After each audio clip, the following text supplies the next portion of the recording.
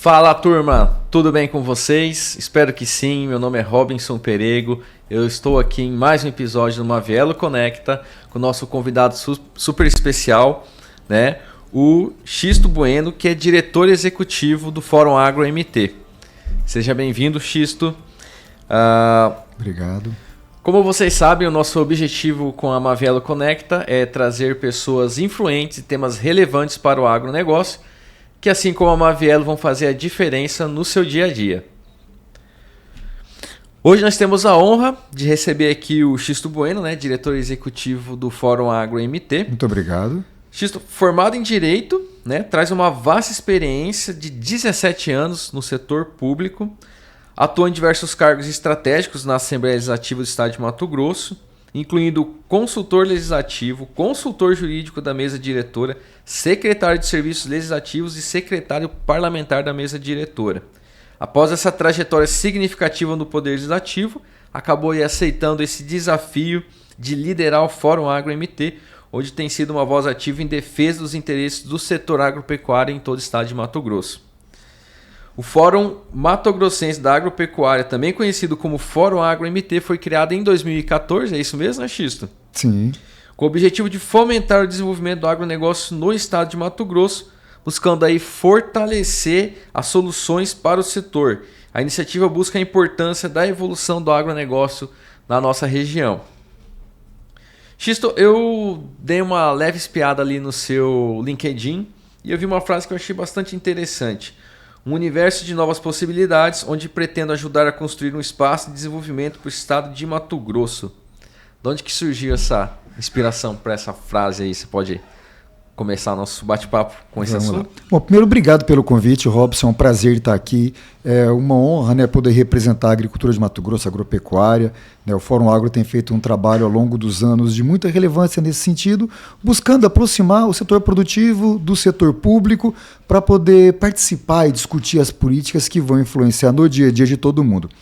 E essa frase ela vem nesse sentido, né, da gente poder, junto com todo mundo, trabalhar a construção de novos cenários, a construção de um espaço que seja de fato construtivo, né, construção do construtivo. Uma possibilidade da gente abrir horizontes e apresentar para a população o que é de fato a agropecuária, o que é de fato a produção do Estado, que está no nosso dia a dia e que muitas vezes a gente não vê. Né, uma coisa que é tão óbvia, mas enxergar Exatamente. O óbvio nem sempre é uma tarefa fácil. Eu gosto dessa frase, eu falo muito que o óbvio nem sempre é tão óbvio que não precisa ser dito. Concordo. Né? E você pode explicar para a gente, contar um pouco da história do Fórum Agro MT? Como que surgiu, como que chegou até aqui? Isso é muito bom. Na verdade, o Fórum Agro MT, ele começa a história dele antes de haver o Fórum de Mato Grosso, antes de haver esse pensamento. Tudo começou em Brasília. O setor agropecuário de Mato Grosso sentia uma distância muito grande dos parlamentares de Brasília, da Câmara dos Deputados e dos debates que estão no dia a dia, né, que impactam a vida do produtor rural. E um grupo de presidentes de entidades daqui de Mato Grosso, do setor agropecuário, procurou por um ex-servidor da Câmara dos Deputados para que ele ajudasse nessa interlocução, ajudasse a conversa com os deputados, e foi entendido que seria importante fortalecer a frente parlamentar da agropecuária, que ela já existia, Sim. mas ela não tinha uma força, não tinha relevância, porque não era bem organizada. E essa pessoa lá em Brasília, ele começou a fazer essa organização, né, foi entrando para esse projeto nacional outras entidades de todo o país, e eles criaram o Instituto Pensar Agro. E as entidades de Mato Grosso fazem parte desse instituto, que subsidia com informações técnicas, pessoal, né, estudos, a frente parlamentar da agropecuária, para que os parlamentares possam ir para os debates mais bem... Trazendo subsídios para que eles possam Exato, mais bem informados, setor, mais bem subsidiados, com informações técnicas. E eles se reuniam aqui em Cuiabá, né, essas reuniões que eles faziam em Brasília eram sempre na última terça-feira do mês. Reunião com a FPA. Eles se reuniam antes em Cuiabá na segunda-feira de manhã, traçavam as estratégias, debatiam o que seria pauta no dia seguinte e iam para Brasília. Um belo dia alguém falou, por que nós não fazemos em Mato Grosso uma organização como a gente faz em Brasília? E aí foi plantada a semente do que veio a ser o Fórum Agro-MT. Eles se autodenominaram Fórum Agro-MT. Ao longo dos tempos, essa instituição ela foi registrada, legalizada, foi feito um estatuto, né? Ela passou a existir de fato como uma pessoa jurídica e me convidaram da Assembleia, né? Até então eu estava trabalhando lá, nessa época eu era secretário parlamentar da mesa. O secretário da mesa é aquele cara que fica do lado do presidente nas sessões, ajudando a conduzir os trabalhos, ajudando o presidente com a formação da ordem do dia, tirando dúvidas regimentais, né, da interpretação do regimento interno. E eu estava nessa posição quando eu fui convidado a participar do Fórum Agro. Fui em algumas reuniões, começamos uma conversa e eu achei que eu poderia fazer um trabalho de fato de aproximação do setor agropecuário com a Assembleia de Mato Grosso, das questões que são fundamentais para o setor produtivo do Estado. E assim eu me desliguei da Assembleia e aceitei esse compromisso de ser executivo do Fórum Agro. Então, resumidamente, né, essa é a pequena história do Fórum. Grande história mesmo, né? E qual que foi essa motivação inicial para a criação do Fórum Agro-MT?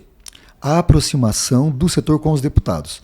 Né, como você acha que tinha um afastamento ali, faltava uma comunicação? Em que pese grande parte dos deputados tenha uma ligação com o setor produtivo, até por serem agropecuaristas, não havia uma aproximação institucional com as entidades representativas.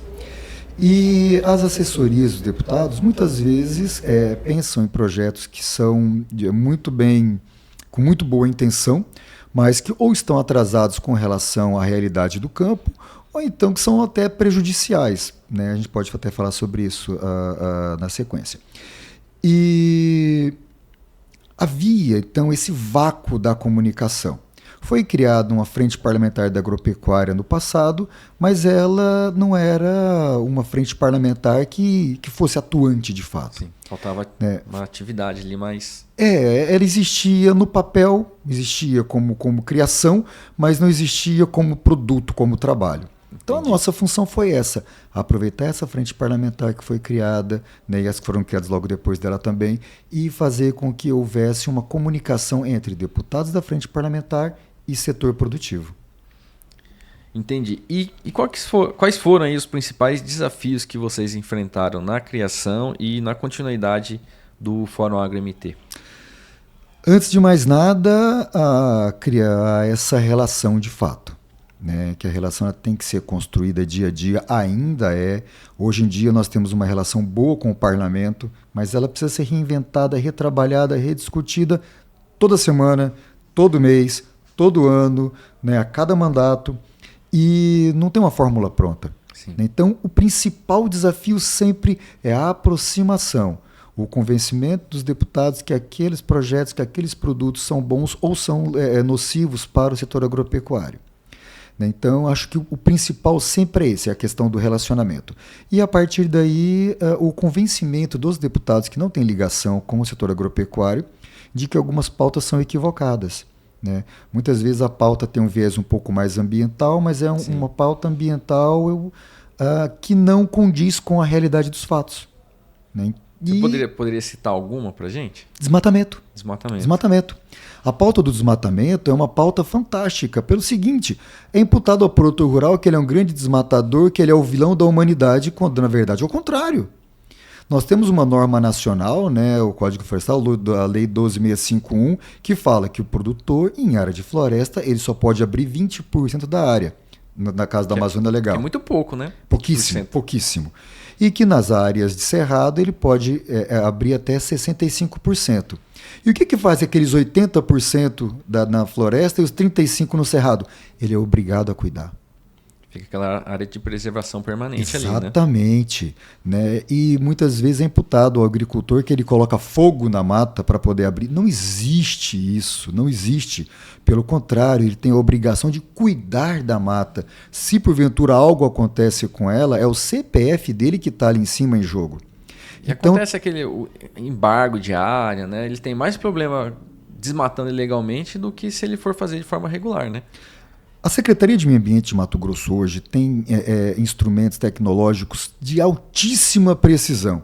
Se porventura o produtor rural abrir meio hectare de uma área sem licença, ele tem a área embargada. Tá? O satélite passa todos os dias fazendo uma varredura e o sistema de inteligência compara com a imagem do dia anterior. Se por acaso hoje ele mexeu com algo que ontem não estava assim, anteontem não estava assim, já liga um alerta e vai lá para o técnico. O técnico vai pegar e fala assim, não, essa área aqui, ele pediu a licença e foi autorizado, então ele está abrindo que está autorizado, está tudo certo. Ou do outro lado, não, essa área aqui foi aberta, sem justificativa, embargo na área. E ele recebe no celular dele já o aviso da multa. Então, ele não tem vantagem nenhuma em praticar ilegalidades. Ah, mas a gente ouve aí que a Amazônia está sendo devastada. Isso daí não é produtor rural. Isso é um pirata que entrou numa área que não tem dono, porque se tivesse dono ele não faria isso, e está abrindo área de maneira irregular, de maneira ilegal. Sim. E que não é dele. E o setor não pactua com isso, não apoia e não defende. Essas pessoas, inclusive, mancham o nome de quem está fazendo a coisa certa. Então, essa questão, por exemplo, do desmatamento, da abertura de áreas, é uma pauta que é equivocada do setor ambiental. O setor produtivo é parceiro dela, ele só pode abrir o que a lei diz. O setor ambiental não pode querer que alguém deixe de exercer algo que a legislação o permite, e que é pouco. Que o produtor rural, no final das contas, ele é o maior interessado em preservação. É dali que ele tira o sustento dele, é dali que ele tira o lucro. Não tenha dúvidas, né? Não tenha dúvidas. Mas foi vendido para a população de maneira equivocada ao longo dos tempos que o produtor rural é esse vilão. E não é. Desfazer isso é um grande desafio que nós temos. A gente vai falar sobre isso ainda. Falaremos. Muito interessante e relevante, né? E como que o Fórum Agro-MT busca fomentar o desenvolvimento do agro hoje? Sobretudo no que diz respeito às políticas legais, né? No que diz respeito à legislação. Nós, para poder fomentar o desenvolvimento das cadeias, nós temos que muitas vezes trabalhar as questões legais em cima delas, principalmente questões tributárias. E também algumas coisas da parte ambiental, de alguns entraves que existem por conta, sobretudo, da morosidade, né? Da burocracia. Isso. E da morosidade. O produtor hoje ele tem já uma pauta muito forte naquilo que ele pode e o que ele não pode fazer, ele já sabe disso. Ele, em regra, né, acontece alguns equívocos, pessoas que fazem coisa errada e comem em qualquer lugar, mas a grande massa, o grande número, a maioria esmagadora busca trabalhar dentro da lei. E dentro da lei ele precisa muitas vezes de alguns incentivos para que haja, sobretudo no que diz respeito à questão tributária, à questão da remuneração do produtor sobre aquilo que ele faz. Nós temos ao longo dos tempos, por exemplo, um setor como o da suinocultura, que ele varia muito, o preço é muito volátil do suíno, né? Mas os custos não são. Os custos são sempre os mesmos, mas o valor lá no final, na entrega, é muito volátil. Então a gente tenta buscar alguns mecanismos para que haja essa possibilidade da competitividade de preços, né, e a manutenção do suinocultor na produção. O nosso vice-governador, por exemplo, é um grande suinocultor. Sim. Do estado, e houve um período que ele chegou numa reunião conosco e ele falou, se por acaso eu abrir as porteiras, né, lá da granja e jogar na rua todos os meus suínos, eu vou ter um prejuízo menor do que cuidar, tratar e vender. Né? Ele falando assim, eu ainda tenho alguma condição de diminuir o meu prejuízo, porque ele faz a cadeia completa, ele faz toda a produção da cria, da engorda, né? Ele tem um frigorífico, exato. Então ele tem uma cadeia muito longa. Ele falou, não fosse isso, eu estaria com dificuldades sérias, como aconteceu com o setor nos últimos anos, né? E o Fórum Agro, né, apoiando a Crismate, que é a associação, fez um trabalho assim, grande para tentar viabilizar essa produção. Porque senão acaba que o pequeno produtor ali, ele acaba desistindo, né? Como aconteceu, né? Como aconteceu. A gente teve vários pequenos produtores que acabaram saindo da suinocultura justamente por conta desse prejuízo. Isso aí não é uma tarefa fácil ser produtor. É complicado. E, na sua opinião, hoje, quais são aí as principais demandas do agronegócio no nosso estado? São várias, né? Mas quais são as que você acha que hoje, ano de 2000? O nosso principal gargalo, entrave e problema hoje chama-se CAR. Né? O produtor ele quer se regularizar, ele quer estar com o CAR ativo, ele quer ter o seu CAR aprovado, e a morosidade da Secretaria de Meio Ambiente por questões diversas. Né? A gente vê que a secretária vem buscando, o governo do estado vem tentando criar novas formas, mas ainda tem sido feito de maneira muito lenta. Né? Então esse talvez seja o principal. E o CAR é o que dá a possibilidade dele, inclusive, de vender a produção. Se ele não tem o CAR ativo, se ele não está regularizado com a Secretaria de Meio Ambiente, ele não pode nem vender. Então, acredito que o principal entrave nosso hoje seja o CAR. E Xisto, quais são os principais resultados que já foram alcançados aí pelo Fórum Agro MT no estado? Você pode citar algum que teve uma maior relevância, na sua opinião? Conseguimos diversas coisas ao longo desse período. Né? Uma grande parte delas foi estancar alguns problemas que surgiriam, que nós conseguimos, em conversas com a Assembleia, fazer ajustes legais. E muitas vezes por conta de as assessorias não conhecerem o dia a dia e não conseguirem conhecer algumas coisinhas técnicas. Mas eu posso colocar como um dos grandes trabalhos que nós fizemos ao longo dos tempos foi a revisão na política do estado de Mato Grosso no que diz respeito à questão da... Me deu um branco agora do nome exatamente, mas a questão da política florestal. No passado, a gente, produtores rurais, eles tinham que fazer um pagamento de reposição florestal que ele servia basicamente como um fundo para ser acessível para os reflorestadores fazerem uma viabilidade da produção deles. E isso custava muito caro, o valor era muito alto para o produtor. Houve um reajuste em todo o processo, foi reduzido significativamente o pagamento desses valores. Esses valores passaram a constar de um fundo acessível a todos os reflorestadores para que eles tomassem como empréstimo e pagando de volta depois do Estado com os juros praticamente zerados. Então foi uma política que beneficiou muito quem tinha que fazer os pagamentos, que os valores eram exorbitantes, e por outro lado criou-se um fundo para que viabilizasse os reflorestadores. Então esse foi um dos pontos. Nós tivemos um trabalho muito intensivo nas políticas que dizem respeito ao FETAB. A gente fez uma série de trabalhos na parte legal que diz respeito a questões você citou, por exemplo, os embargos. No começo, os embargos eles pegavam toda a propriedade. É isso. E nós fizemos um trabalho junto com a Frente Parlamentar, junto com o deputado Gilmar Dal Bosco, para que o embargo fosse no polígono que tivesse havido o problema.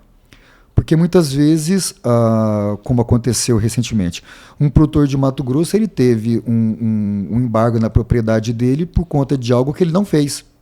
Houve uma grande ventania, o vento entrou pela mata, derrubou uma série de árvores, o satélite, para ver quanto é bom o sistema da SEMA, o satélite viu que houve uma clareira aberta, né, e ele teve a propriedade dele embargada. Toda a área? Toda a área. Por conta dessa modificação que foi feita, enquanto ele estava no processo informando que ele não teve culpa, que foi um vento, etc., para poder se defender, a primeira providência foi pedir a aplicação dessa norma e embargar apenas aquele polígono que houve o problema. Seria uma forma mais justa também, né? Com certeza. Porque como que você vai embargar uma área inteira, a área que está regularizada? Perfeito. Não faz exatamente, sentido algum, né? Exatamente. Né? E no passado era feito dessa maneira. E ao longo dos tempos também a gente fez um trabalho com a Assembleia de Mato Grosso de discussão, como por exemplo a questão do Pantanal.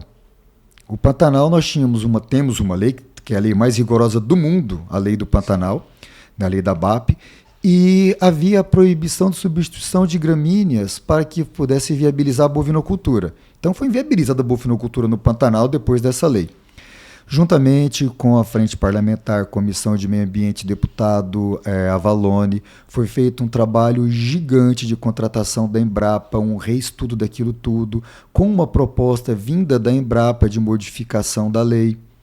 né? A SEMA anuiu com isso, foi aprovada a lei, entrou em vigor, o Ministério Público teve algumas restrições, umas reticências, né? Judicializou contra a lei, foi feito novamente um trabalho que disse respeito à Comissão de Meio Ambiente, junto com a Assembleia, Ministério Público, FAMATO, Fórum Agro também participando, para poder fazer os ajustes.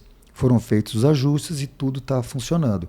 Então, assim, são as nossas guerras do dia a dia. Buscando aí manter um equilíbrio, né? Exato. Entre o que é interessante para o agronegócio e o que é interessante também para o meio ambiente, para os outros órgãos que são produção, exato, produção com sustentabilidade. É sempre isso que a gente busca. Xício, por falar em sustentabilidade, como que vocês do Fórum Agro-MT têm abordado essa questão das regulamentações ambientais e, na sua opinião, qual que é o impacto que elas causam hoje, o setor como um todo? Uma regulamentação ambiental ela está na lei, né? Ela é necessária, a gente não tem condições de ser contra que haja uma regulamentação ambiental. Ela busca ali manter um equilíbrio entre os interesses. Esse é o ponto, né? Mato Grosso tem 62% da sua vegetação nativa preservada. Né? Mato Grosso é provavelmente um dos estados do mundo, se fosse o tamanho de um estado, né, seria um dos mais bem preservados do mundo. Quando você pega para nos comparar, por exemplo, com a União Europeia, salvo engano, o único país da União Europeia que tem uma cobertura vegetal superior à de Mato Grosso é a Finlândia, que tem cerca de 70%. Produz o que mesmo na Finlândia? Eu costumo brincar que lá produz basicamente urso polar, rena e o Papai Noel. Né? E essa é uma produção muito, muito insignificante. Então, a regulamentação da ambiental é necessária, a gente quer cumprir, só que só evitar alguns excessos, como foi dito. Nós já temos que preservar as áreas de preservação permanente, como diz o nome, nós temos áreas de reserva legal que são gigantescas, nós temos uma grande preocupação e uma grande regulamentação assim, bem forte no que diz respeito ao uso de defensivos químicos. Mato Grosso é um dos líderes mundiais na produção de biológicos on-farm, e é uma grande preocupação, porque no final do ano agora, a norma que autoriza que isso aconteça on-farm, ela vence, e não temos nada para poder substituir, e o governo federal ainda não se mostrou com interesse de prorrogar, é fundamental para a gente. Então, a normatização ambiental, essa regulamentação, quando ela é praticada dentro dos limites da razoabilidade, ela não afeta mais o produtor, porque ele já está extremamente dentro do que diz respeito à legislação. Ah, mas a gente viu aí que um produtor no Pantanal fez uma devastação química. Isso é uma ilegalidade. Isso foi um produtor que fez uma ilegalidade. Ele está sendo punido? Que seja punido. O setor entende que quem faz coisa errada tem que responder por ele. Sim. O setor não pode fazer outra coisa. Então, dentro daquilo que nós já vimos trabalhando, a nossa visão vamos cumprir as regras e que essas regras sejam possíveis de que haja a produção. Porque também, se não houver a produção, a gente vai ter fome no mundo. É verdade. Não só fome, mas também se a gente levar em consideração que o que o agro produz para a questão, eu falo, financeira, né, para a economia, hoje praticamente 1/4 do PIB do Brasil é do setor agropecuário. Perfeito. Né? Se ele reduzir, se ele parar, obviamente a gente vai ter um impacto aí na geração de tributos, na geração de circulação de dinheiro, né? Sim. E os outros 3/4 muitas vezes usam os produtos do agro, né? Muitos prestam serviço para o agronegócio também. Nós estamos aqui nesse momento vestindo uma planta, né? Que tudo isso começou lá numa lavoura de algodão, né? E usando uma mesa, né, que vem, se porventura, eu não sei se essa madeira é de reflorestamento ou não, mas tem tudo a ver com o setor agropecuário. A gente respira e vive o agro o tempo todo. Exatamente. De que forma que o Fórum Agro-MT influencia na criação de políticas públicas para beneficiar aí o produtor rural? Isso faz parte assim, da essência, né, do Fórum Agro. O nosso grande trabalho, né, como a gente vinha dizendo, é esse contato direto, diário, franco, com a Assembleia de Mato Grosso. Né? E todos os projetos, tudo aquilo que vira lei precisa passar por lá. Então, o Fórum Agro ele faz um trabalho de análise das demandas, de análise dos projetos que chegam na Assembleia e, a partir daí, ajudar a auxiliar na construção de políticas que sejam de verdade valorosas e necessárias para o setor agropecuário. A gente faz reuniões mensais com os deputados, geralmente tem algum secretário do Estado presente, o secretário de Desenvolvimento, o secretário César Miranda, é assim, uma figura sempre muito presente nas nossas reuniões, pela preocupação que ele tem com o desenvolvimento do Estado. Sim. Que passa necessariamente pelo desenvolvimento do setor agropecuário. Então, o nosso grande trabalho nesse momento é de fazer esse canal, né, essa conversa, essa abertura, para poder buscar soluções para os problemas que a gente tem. E que sempre tem alguma coisa importante para poder discutir. Isso é muito bom até para estar subsidiando, e subsidiando não só quem é da frente parlamentar, né, do agronegócio, mas também subsidiar aqueles que não são, né? Porque às vezes falta o conhecimento ali, ou tem uma visão distorcida do que é o agronegócio. Então eu vejo que é um trabalho muito importante que vocês têm feito ali junto à Assembleia, né, e aos nossos políticos aí atuais. E saiu uma reportagem agora recente, estou falando que o meio de escoamento da nossa safra, o principal meio hoje é a malha rodoviária, né? Sim. Através de caminhões, carretas e etc. Quais ações aí o Fórum tem buscado, né, para promover uma melhoria dessa infraestrutura, principalmente aqui no nosso estado, né, para auxiliar essa logística do escoamento da nossa produção? Lá no ano 2000, ainda no governo Dante de Oliveira, foi criada uma lei, né, que, a partir de então, foi estabelecido, entre aspas, um pedágio para que os produtores rurais pudessem ter acesso ao regime do diferimento tributário. O diferimento é quando você passa para a próxima fase da cadeia produtiva, né, da cadeia do produto, a obrigatoriedade de fazer a recolhimento do ICMS, que é o principal imposto do Estado. Essa lei criada pelo Dante de Oliveira essa obrigatoriedade chama-se FETAB, que é o Fundo Estadual do Transporte e Habitação. O que aconteceu de fato? O produtor rural passou a contribuir para esse fundo, né? Ele poderia optar por pagar o ICMS e depois pedir créditos, né? Como já foi feito no passado. Mas para quem preferiu para participar desse diferimento, ele faz um recolhimento de um valor que vai para esse fundo, que é o FETAB, e com o dinheiro do FETAB, o governo do estado pode fazer políticas de transporte e habitação. 100% das rodovias de Mato Grosso que foram implantadas, asfaltadas, recapeadas a partir, sobretudo, de 2002 ou 2003, que foi quando esse caixa estava mais robusto, sim, foi pago com o dinheiro do FETAB. Esse dinheiro do FETAB é 100% feito pelos produtores de, no começo, soja, algodão e carne, né? E depois disso entraram também para compor esse caixa o milho, a madeira, né? O feijão, boi no começo, né? Depois sim, a carne também já industrializada. Então a gente pode dizer sem medo de errar que 100% das cidades de Mato Grosso tem a participação direta de contribuição financeira do setor agropecuário.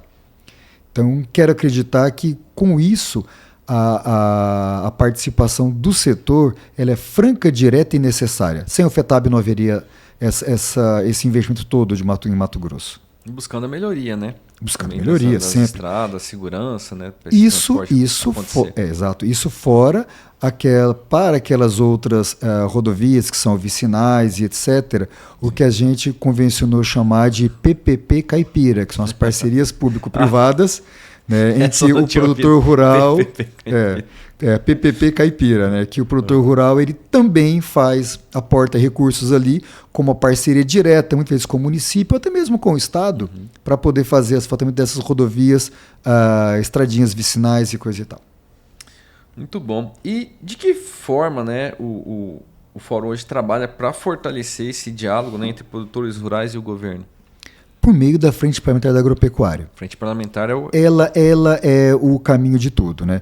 Muito embora a gente muitas vezes tenha um contato direto com o governo do estado, as reuniões com a Frente Parlamentar da Agropecuária têm a presença de secretários de estado. Eu citei o secretário César Sim. Miranda, que tem sido um gigante no apoio do setor agropecuário. Uma série de melhorias que nós conseguimos para o setor passou diretamente por ele, juntamente com os deputados estaduais. Então, o Fórum Agro, ele busca ser esse amálgama que traz para uma mesma agenda a Assembleia de Mato Grosso e representantes do governo do estado para que a gente possa discutir e resolver alguns problemas. Nós tínhamos, por exemplo, isso é uma coisa bem interessante, uma lei que foi aprovada na época do governo Pedro Tax, Sim. que dizia que quando retirasse a vacina da febre aftosa, haveria a obrigatoriedade do pagamento de 0,1 UPF por cabeça de gado transportado que não fosse para o abate. Ou seja, só o transporte ali do criador para o produtor que vai fazer a engorda desse gado ia ter que pagar. Ia ter que pagar. Fica mais caro do que vacinar. Né? Na época que isso foi feito, ninguém se atentou, ainda porque era obrigatória a vacinação. Aí o Mato Grosso entrou com uma função que é a zona livre de aftosa sem vacina. Com isso, ia se pagar essa taxa. Foi feita uma grande negociação, mostrando todos os números, os problemas e etc. para o secretário César Miranda. Né? A Acrimate foi importantíssima nesse debate. E depois de longas e longas conversas, nós conseguimos fazer, né, ter o acordo do governo do estado, né, para que se fizesse uma alteração legislativa e retirasse daí, né, essa proibição. E em contrapartida, né, para fortalecer a época o INDEA, foi criada uma alteração na lei do FETAB, pegando um percentualzinho mínimo do FETAB diesel para poder subsidiar o INDEA na política do INDEA de fiscalização, né, e da inspeção sanitária animal. Então, tudo isso fez parte de questões do Fórum Agro trabalhando em conjunto com o governo do estado, em conjunto com a Assembleia de Mato Grosso. Interessante, buscando fazer a diferença para o agronegócio aqui no estado principalmente. Buscando, né? Soluções, né? Sempre.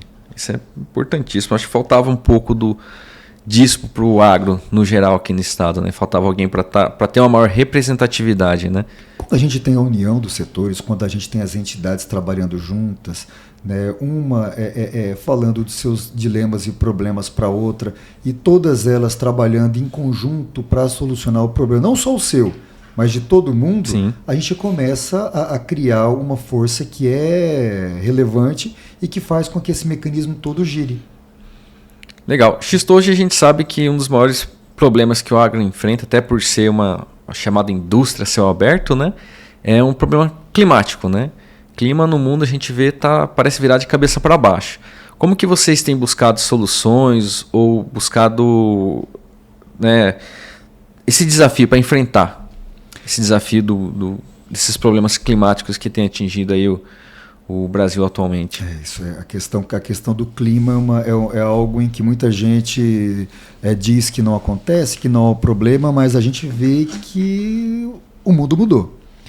E no nosso ponto de vista, o setor agropecuário também não é o grande vilão dessa questão toda. Quando a gente fala, por exemplo, de emissão de gases do efeito estufa, não é o agro que faz essas emissões. Exatamente. Essas emissões elas acontecem sobretudo nas cidades.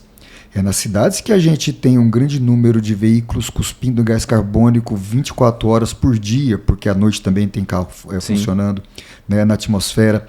A gente tem um maciço de pessoas produzindo lixo que vão gerar gás metano. A gente tem um maciço de pessoas com ar-condicionado ligado, fazendo impermeabilização do solo de maneira muito drástica.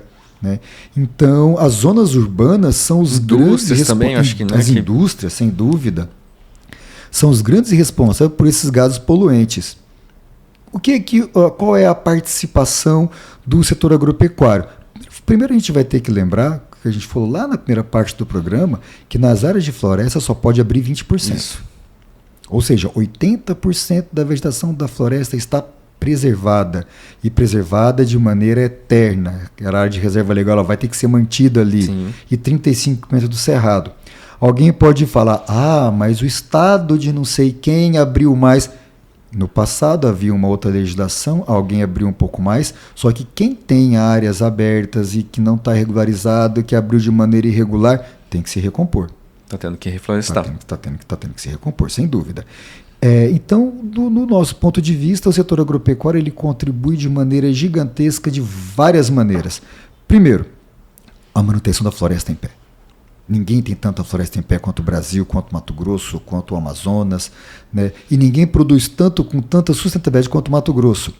Nós temos, em resposta à questão da emissão de gases do efeito estufa, o programa ABC+. Mato Grosso produz planta com plantio direto com baixíssima emissão de gás carbônico e com uma grande retenção depois para o crescimento dessas culturas que são anuais. Para que a planta cresça nos primeiros meses dela, ela precisa de fazer muita fotossíntese. Sim. Isso ela faz o quê? Ela absorve gás carbônico. Nós temos, dentro das suinoculturas, que a gente já falou aqui antes, um grande trabalho também desse ABC+, que é o Programa de Baixa Redução de Carbono, com o uso dos dejetos das granjas na produção de energia elétrica e fertilizantes. Então a gente ainda acaba transformando o gás carbônico em fertilizante, acaba fazendo um trabalho muito sustentável disso daí. São meio de reduzir esse impacto, né? Sim. Nós temos dentro de Mato Grosso um trabalho muito grande criado a partir da Embrapa, que é o cultivo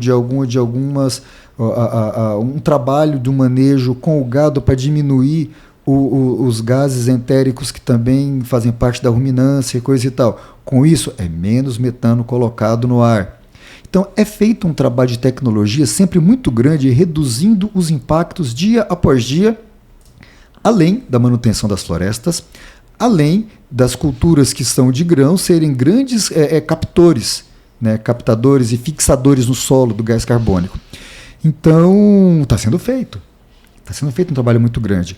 Eu fico muito irritado até, né, uma coisa que me chateia muito, é quando você vê esses países que são grandes poluidores, que o máximo que eles fazem é, entre aspas, pagar alguém pela manutenção da floresta e dizer que com isso eles estão anulando a pegada de carbono deles. Uma forma deles manterem a consciência deles limpa, exato. Vamos dizer assim, né? Não estão anulando absolutamente nada, eles não estão reduzindo, eles têm que fazer o quê? Redução.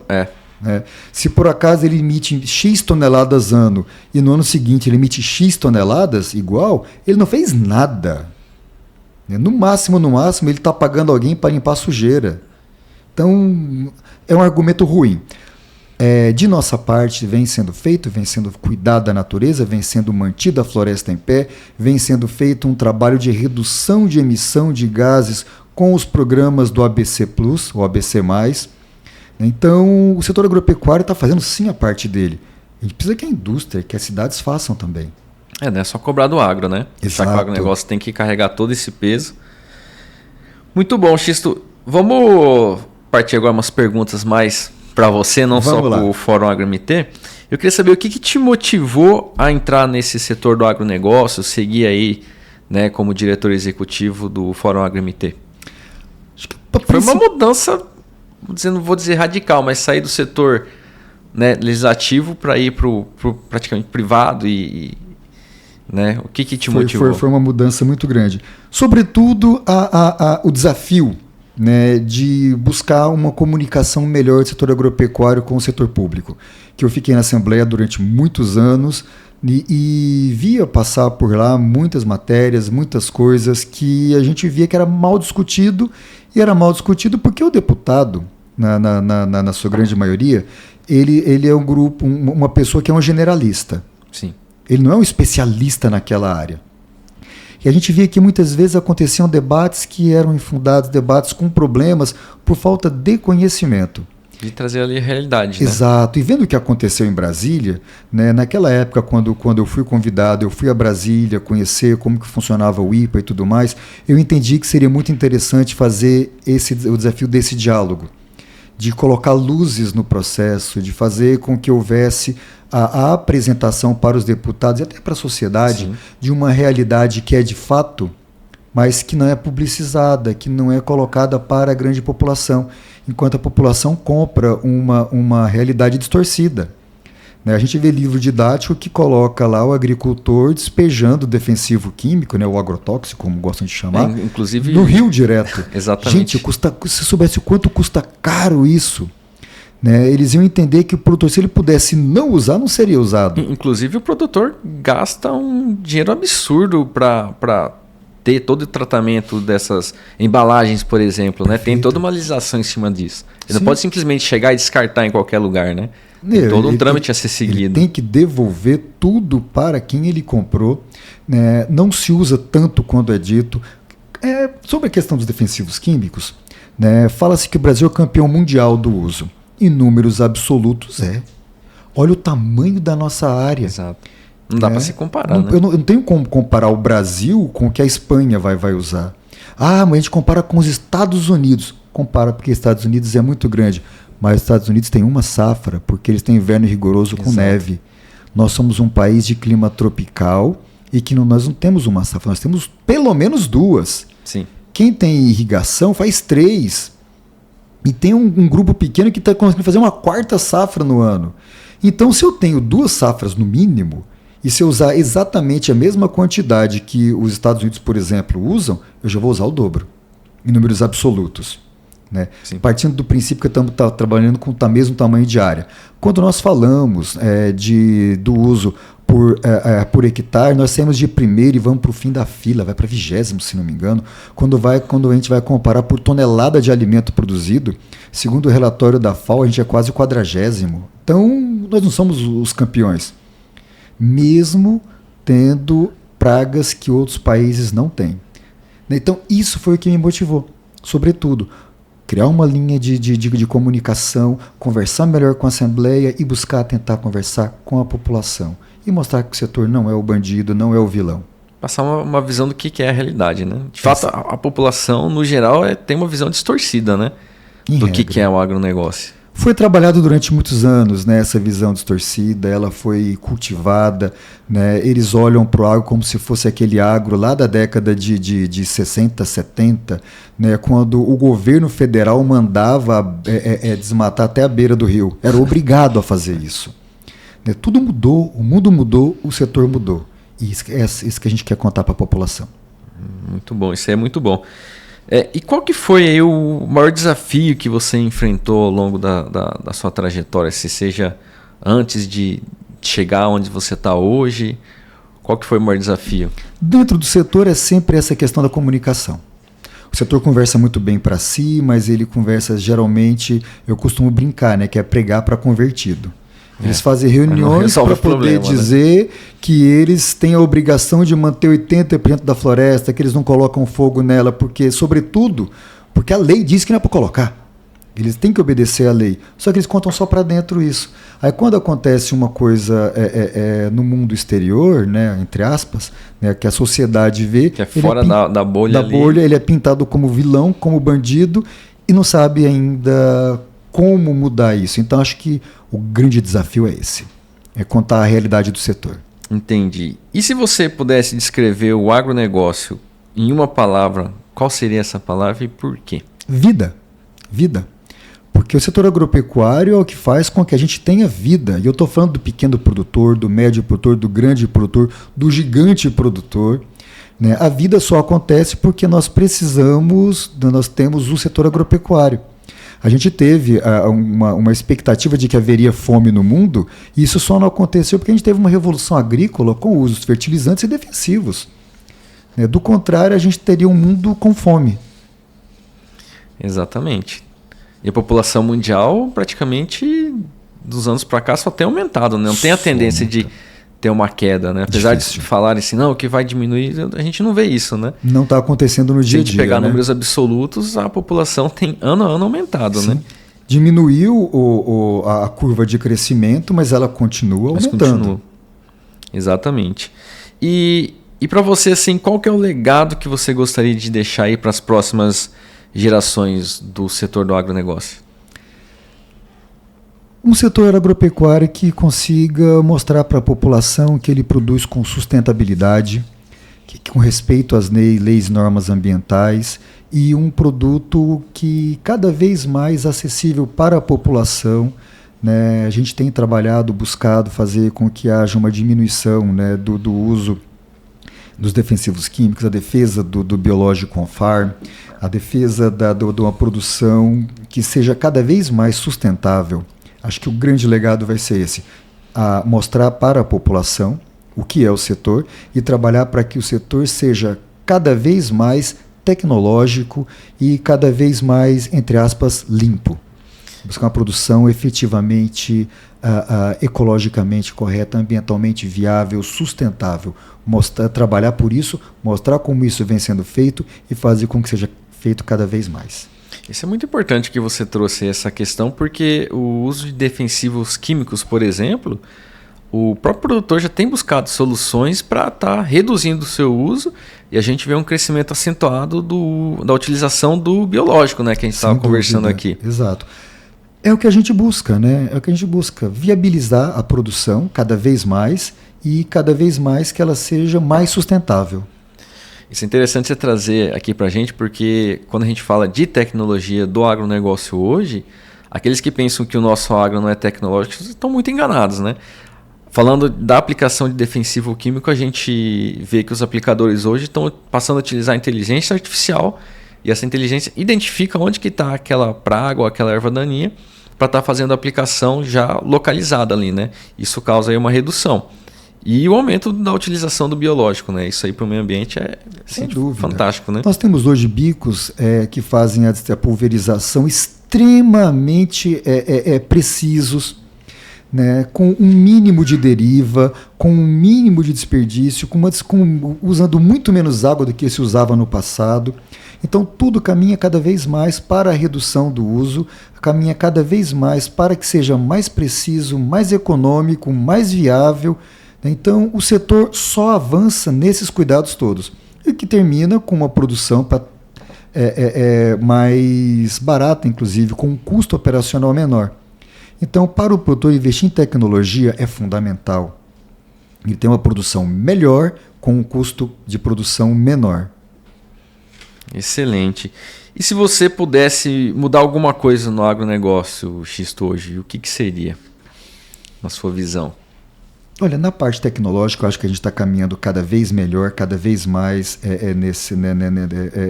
para essas melhorias, né? E então, dentro do setor agropecuário, talvez o que a gente precise trabalhar seja, mais uma vez, a comunicação. Você acha que a falta de comunicação tem sido, na verdade, né?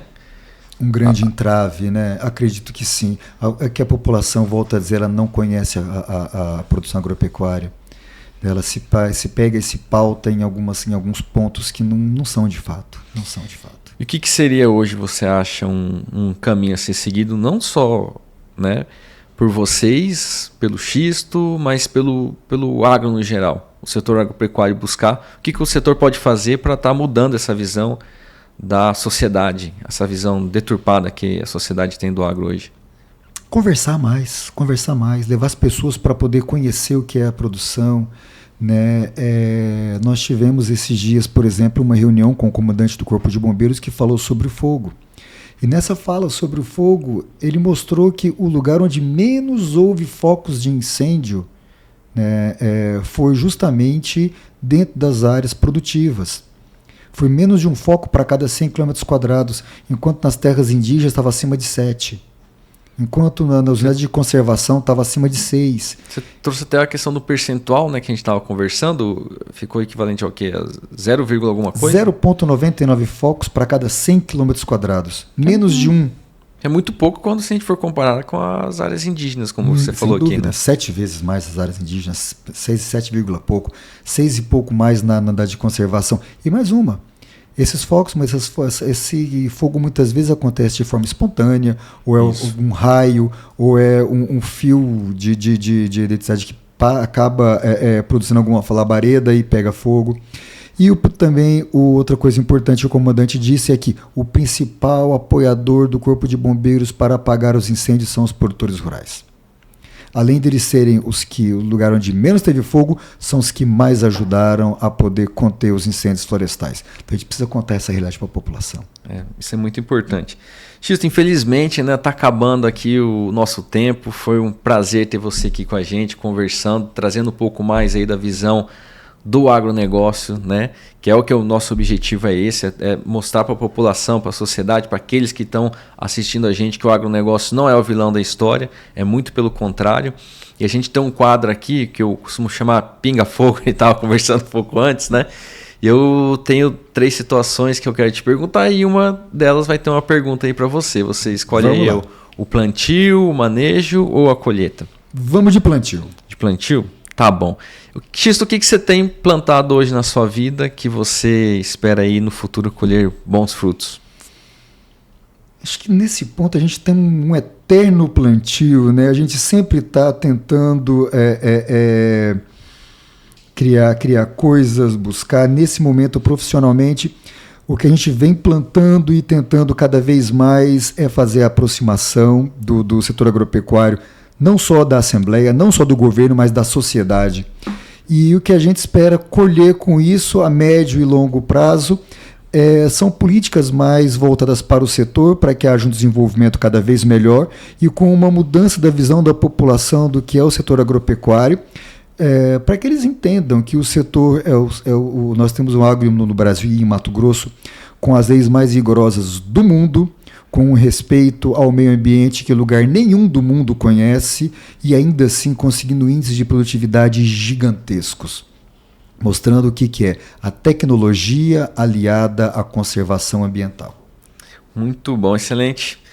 Xisto, agradeço novamente a sua participação. E, turma, aproveitando, lembrando que a Mavielo, que é a nossa realizadora aí do Mavielo Conecta, convidando vocês novamente para baixar o aplicativo da Mavielo na loja do iOS ou Android. Façam parte aí você também da maior comunidade agro do Brasil. Muito obrigado pela sua audiência.